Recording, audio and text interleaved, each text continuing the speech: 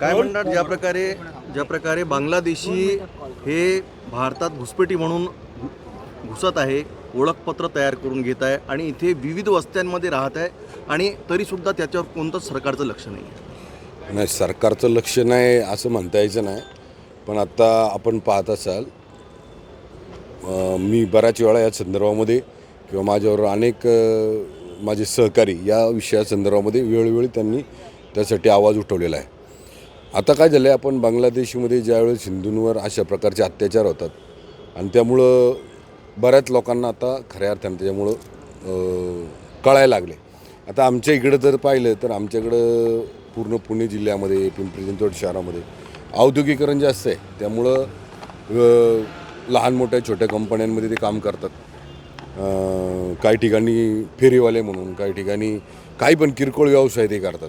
सगळ्यात महत्त्वाचं म्हणजे माझ्याकडं या संदर्भामध्ये एक एजंटसुद्धा आमच्या शहरामध्ये सापडला होता, जो अशा खोट्या प्रकारचे पासपोर्ट तयार करून देतो. 42 पासपोर्ट त्याच्याकडे सापडले होते, अशा प्रकारचे डॉक्युमेंट सापडले होते. पण त्याच्यावर नंतर काही प्रमाणात थांबले, काही विदाऊट कुठल्याही एव्हिडन्स, कुठलाही पुरावा नसताना सुद्धा राहता येते. मग आमच्याकडं कुदळवाडीसारखा एरिया आहे, आमच्याकडं अनेक असे वस्ती आहेत की ज्याच्यामध्ये ते अनधिकृतपणे म्हणजे येऊन राहता येते आणि त्याच्याकडे कुणाचं म्हणजे लक्ष नाही. त्याच्याकडे लक्ष केंद्रित व्हावं म्हणून मी विधानसभेमध्ये त्याच्या संदर्भामध्ये माझी भूमिका मांडली. मी तुम्हाला म्हणजे मी आपल्या माध्यमातून पूर्ण राज्यातल्या आपल्या हिंदू लोकांना मी या माध्यमातून आव्हान करतो की ज्या ठिकाणी अशा प्रकारच्या वस्त्या किंवा अशा प्रकारची लोक आढळतील, बांगलादेशी लोक आढळतील, रोहिंग्या आढळतील, त्या ठिकाणी तिथं लगेच शासनाची त्या संदर्भामधली माहिती पुरवली पाहिजे आणि त्यांच्यावर कारवाई करण्यासंदर्भामध्ये स्थानिक प्रशासनाच्या मागं लागलं पाहिजे. नाही तर आम्हाला कळू, आम्ही त्याच्या संदर्भामध्ये पाठपुरावा करू. आमच्या शहरामध्ये अशा प्रकारच्या कारवायांच्या संदर्भामध्ये आम्ही प्रशासनाला सांगून प्रशासनाचा पाठपुरावा करून त्याच्यावर कारवाई करायला सुरुवात केली. आमच्याकडे एक तर उदाहरण असं आहे की आमच्याकडे एक फॅमिली होती, बांगलादेशी फॅमिली. त्यांनी आमच्या इथल्या काही म्हणजे सांगायला वाईट वाटतं आणि शब्दसुद्धा वाईट म्हणजे ते तोंडात येत नाहीत अशा म्हणजे कामाला काही मुलींना, आपल्या हिंदू मुलींना लावलं आहे. काही एक तर लहान मुलगी त्यांनी आमच्या इथल्या एका ठिकाणी विकली, वेश्याच्या ठिकाणी, त्या ठिकाणी विकली. आणि ते ज्यावेळेस उघडकीस आलं त्यावेळेस ते दाम्पत्य पळून गेलं. ते कलकत्त्यामध्ये तिथनं ते बांगलादेशमध्ये जाणार होते. तिथं त्यांना पकडलं आणि मग अशा प्रकारे ती लोक जर आपल्या इकडे येऊन असे चुकीची कामं करतायत, त्याचबरोबर त्यांच्या येण्याने आपल्या इथला रोजगार कमी झाला आहे. आपल्या इथं जे पण काही पारंपरिक जे पण काही व्यवसाय करणारे लोक आहे त्यांच्या व्यवसायावर परिणाम झालेला आहे. मग अशा प्रकारे जर ते वाढत असतील आणि त्यांना अभय देण्याचं काम जर काही लोक करत असतील तर त्याचा आपण बिलकुलही त्यांच्याकडं त्या बाबतीत दुर्लक्ष केलं नाही पाहिजे. जे अभय देते त्यांनाही टेटलं पाहिजे आणि ह्यांनासुद्धा आपण त्यांना त्यांच्या देशामध्ये पाठवलं पाहिजे. त्यांना बिलकुल इथं थारा दिला नाही. तुम्ही पाहिलं असेल मागच्या 2 महिन्यापासून बांगलादेशमध्ये किती हिंदूंवर अन्याय होतो, किती अत्याचार होतो, किती म्हणजे डॉक्टरांना सुद्धा उपचार करून देत नाही, लहान मुलींवर सुद्धा अत्याचार केला जातो. अक्षरशः त्यांना मदत करणाऱ्या परिवाराला सुद्धा त्या अन्यायाला सामोरं जावं लागते. मग अशा परिस्थितीमध्ये आपण गप्प बसणार का? मग आपण फक्त ते बांगलादेशमध्ये चाललं आहे, आपल्या इकडं नाही, ते हिंदू. उद्या तीच परिस्थिती आपल्या देशामध्ये सुद्धा होईल. तीच परिस्थिती आपल्याला सुद्धा सामोरं जावं लागेल. आज आपण पाहतो त्यांची संख्या वाढत चालली आहे. नागपूरमधलाच एक विषय आज काल परवा आम्ही ऐकला आहे. 27 एकरमध्ये असलेलं तळं ते आज 2 एकर आणि 5 एकर झाले. म्हणजे जवळजवळ 25 एकर जागा इतर ठिकाणी व्यापली गेली त्या लोकांच्या माध्यमातून. अशा अनेक प्रकार आहेत ज्या प्रकाराच्या माध्यमातून त्यांची संख्या वाढत चाललेली आहे. आणि काळ म्हणजे आपण असं म्हणतो म्हातारे मेल्याचं दुःख नाही, पण काळ सोसवला नाही पाहिजे. अशा लोकांना आपण जर डोळे उघडे ठेवून जरी आपण आंधळे झालो, म्हणजे अंध होण्याचं जर नाटक केलं म्हणजे किंवा आपण त्यांच्याकडे दुर्लक्ष केलं तर आपण असं समजू की ही उद्या आपल्या पुढल्या पिढीला याच्यापासून फार मोठा धोका आहे. आपल्या हिंदू धर्माला फार मोठा धोका आहे. त्याच्याकरता आपला हा भारत सुरक्षित राहण्याकरता जसं देशाच्या बॉर्डरवर सैनिक काम करतात तसंही या देशातल्या प्रत्येक नागरिकाने हे समजून घेतलं पाहिजे की अशाही कारवायांवर आपण बारीक लक्ष ठेवून त्याच्यावर कारवाई केली पाहिजे.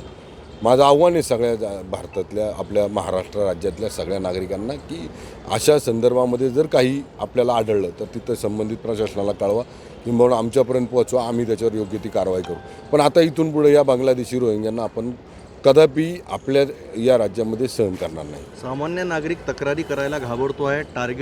त्याला असं वाटते मी टार्गेट होणार. जितके मदरसे आहे महाराष्ट्रामध्ये त्या मदरशाची तपासणी व्हायला पाहिजे. तिथे जी जमात चालते ते लोक आले तरी कुठून, म्हणजे इतके संख्येने जे लोक येतात त्यांची कुठंतरी मी ओळख माझ्या बोलण्यातच सांगितलं की बाबा अशा प्रकारचं ज्या ठिकाणी आढळेल त्या ठिकाणी जर तुम्हाला पुढे यायला जर भीती वाटत असेल तर तुम्ही आम्हाला कळवा, आम्ही त्याच्या संदर्भामध्ये प्रशासनाचा पाठपुरावा करू. आणि सगळ्यात महत्त्वाचं म्हणजे भिण्याचं कारण काय? आपण आपल्या भारतात राहतो, आपण आपल्या देशात राहतो. आपल्या देशामध्ये जर या लोकांना आपण घाबरायला लागलो तर तुम्ही विचार करा पुढलं भविष्य आपलं किती धोक्यात आहे. पुढली आपली भविष्याची पिढी किती धोक्यात वावरेल. त्याच्याकरता कुणी घाबरण्याचं कारण नाही. आज तुम्ही पाहिलं असेल तर केंद्र शासन, राज्य शासन, स्थानिक प्रशासन आपल्याला मदत करायला तयार आहे. तुम्ही फक्त पुढे आम्ही सर्वजण त्याच्यामध्ये पाठपुरावा करू. पण दादा आता तुम्ही बोलण्यात तुमचा असा उल्लेख आला की त्यांच्याकडे काही लोक त्यांना सपोर्ट करतात, त्यांचे पासपोर्ट्स आहेत, त्यांचे डॉक्युमेंट्स आहेत. मग ह्याला जी यंत्रणा त्यांना मदत करते त्या यंत्रणेला पण हे जे एजंट आहेत ना या एजंटांना आपण धरलं पाहिजे किंवा त्याची माहिती तिथल्या प्रशासनाला दिली पाहिजे, पोलीस प्रशासनाला दिली पाहिजे, तिथल्या लोकप्रतिनिधींना किंवा ज्या लोकांना या कामामध्ये जे काम करण्याची इच्छा आहे त्या लोकांपर्यंत ही इच्छा पोचवलं पाहिजे.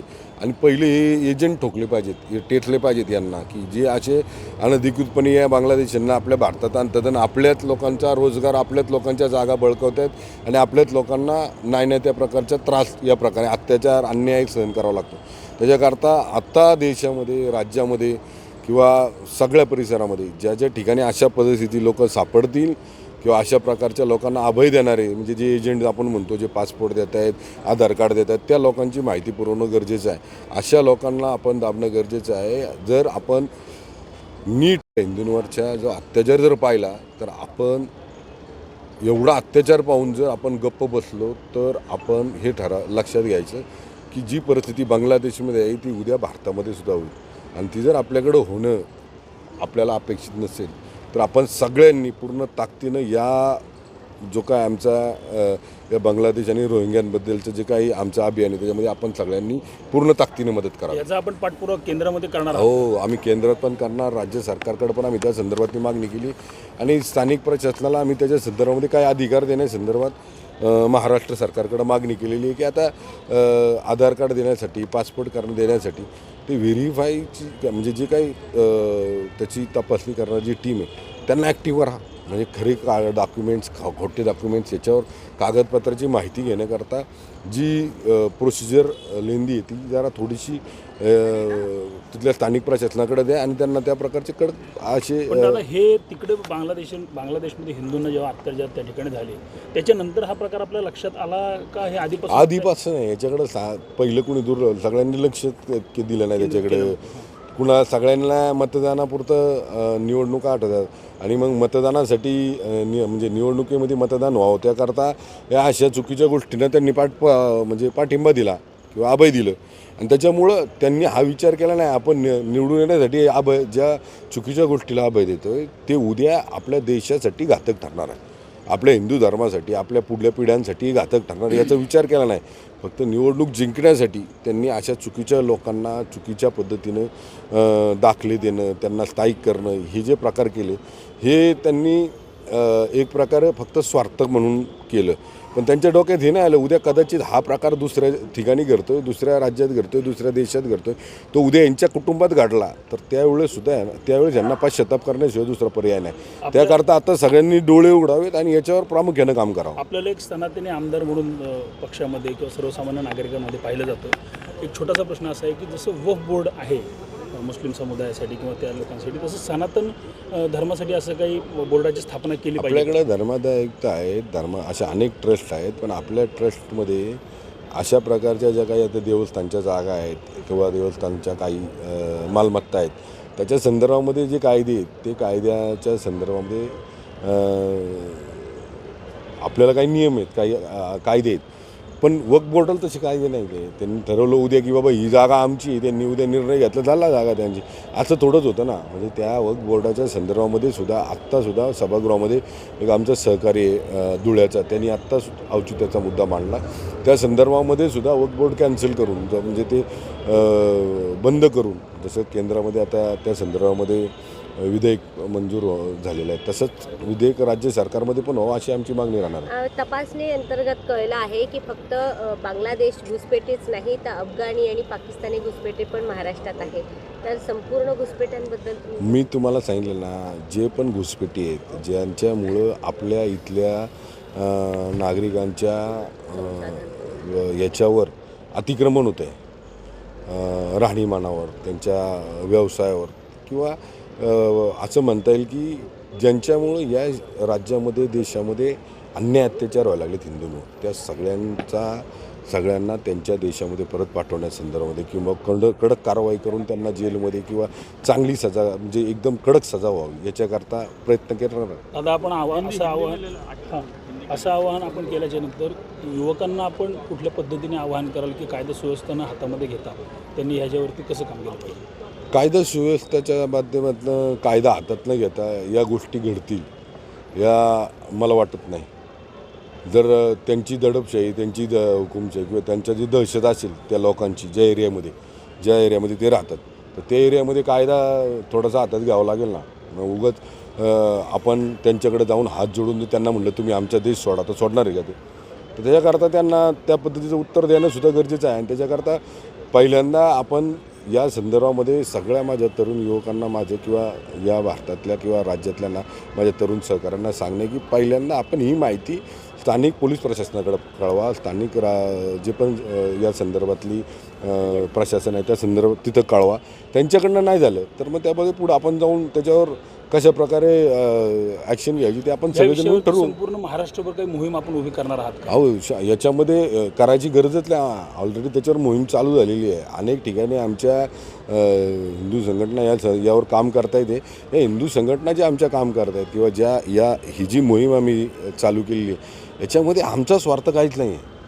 आमचा स्वार्थ एवढाच आहे की आमच्या या मोहिमेच्या माध्यमातून या देशातला प्रत्येक हिंदू बांधव, या हिंदू धर्मातील प्रत्येक समाजातील प्रत्येक माता भगिनी सुरक्षित राहावी हाच आमच्या या मोहिमेमागचा उद्देश आहे. याच्यामध्ये आमचं कोणतं राजकारण नाही आहे. आम्ही हे निस्वार्थीपणे फक्त हे राष्ट्र सुरक्षित राहावं म्हणून काम करतो. ज्या सरकारी जमीन आहे आणि विशेष म्हणजे ज्या रेल्वेच्या जागा आहे त्या ठिकाणी अवैधरित्या थडगे बांधून त्याच्यावर हिरवे कापड टाकून त्याला एक स्वरूप देण्यात आलं आहे आणि त्याच्यावर अतिक्रमण करण्यात आलं आहे. बघा त्याच्या संदर्भामध्ये सुद्धा राज्य शासनाकडे आम्ही मागणी केलेली आहे की या संदर्भामध्ये आपण जर गुगल मॅप चेक केले तर 5 वर्षापूर्वी तर काही नव्हतं, 2 वर्षापूर्वी काही नव्हतं. मागचे गुगल मॅप आत्ताच्या याच्यामध्ये ते आता एक लक्षात घ्या, ज्या ठिकाणी अनधिकृतपणे अशी ज्या हे तयार झाले आहेत त्या पाडण्यासंदर्भामध्ये राज्य शासन कडक निर्णय घेणार.